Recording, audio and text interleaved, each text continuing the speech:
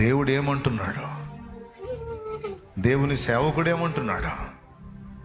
మనుషులు ఏమనుకుంటున్నారు? నా వాళ్ళు ఏమంటున్నారు? నేనేమంటున్నాను? ఇవన్నీ తీసి ఈ రోజుతో పక్కన పెట్టేస్తా. ఇప్పటిదాకా నువ్వు అనుకున్నావు ఏదో చెత్త తీసేయి. ఇప్పటిదాకా నీ వాళ్ళు ఏదో అన్నారు విన్నావు, ఆ చెత్త తీసేయి. ఈ పరిస్థితులు మారవు, ఈ జీవితం మారదు, నీ ఆత్మీయ స్థితి మారదు, నీ బ్రతుకు మారదు, నీ ఆరోగ్య స్థితిగతులు మారవు, ఈ జీవితం ఇంతే అని ఏమేం విన్నావో అవన్నీ తులిపేశాయి. ఇప్పుడు దేవుడు పలుకుతున్నాడు, విను.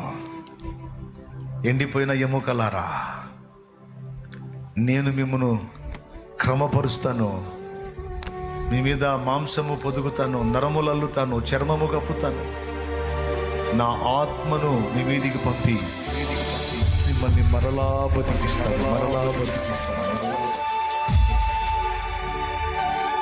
ఇదంతా దేవుడు తన ఆత్మ ద్వారా జరిగించే కార్యం. ఇంత జరిగి కూడా దేవుని ఆత్మ ఊపిరి విడవకమునుపు అవి శవములు, ఇప్పుడు ఊపిరి విడిచిన తరువాత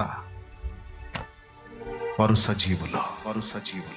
ఈ రాత్రి దేవుడు అంటున్నాడు, ఎండిపోయిన నీ ఆత్మీయ జీవితం మీద నేను నిన్ను మరలా సిద్ధపరిచి, నిన్ను మరలా రూపించి, నా పరిశుద్ధాత్మ అనే ఊపిరి నీ మీద మరలా విడుస్తాను. నా పరిశుద్ధాత్మ అనే ఊపిరి నీ మీద మరలా విడుస్తాను. ఇక జాగ్రత్త పడు, ఇక సిద్ధపడు. నూతన శక్తి నీ మీద, నూతన బలము నీ మీదికి, నూతన ప్రభావం మరలా నీ మీదికి నేను పంపుతున్నాను. స్వీకరించు. విశ్వసించు.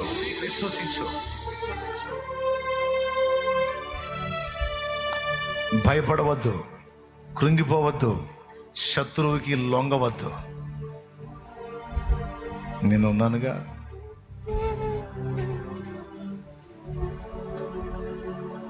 నిన్నింకా సారి మీద నుంచి విసిరేలా,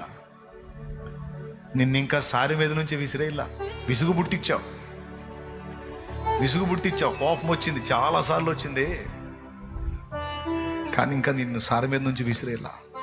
అంత తొందరగా విసిరేస్తే ఇంకా నాకు నీకు తేడా ఏముంది? విసరను. నీకు మరలా నేను అవకాశం ఇస్తున్నాను. మరలా నిన్ను సిద్ధపరచడానికి మళ్ళా నా చేతులతో పని మొదలు పెడుతున్నాను. నేను అనుకున్న పాత్రగా నిన్ను రూపుదిద్దునట్లు నేను మరలా నీ మీద పని మొదలు పెడుతున్నాను. విధేయత చూపు. శ్రేష్టమైన పాత్రగా చూడాలనుకుంటున్నాను. నేను వాడుకోవటానికి అనువైన, యోగ్యమైన పాత్రగా నిన్ను రూపించాలనుకుంటున్నాను.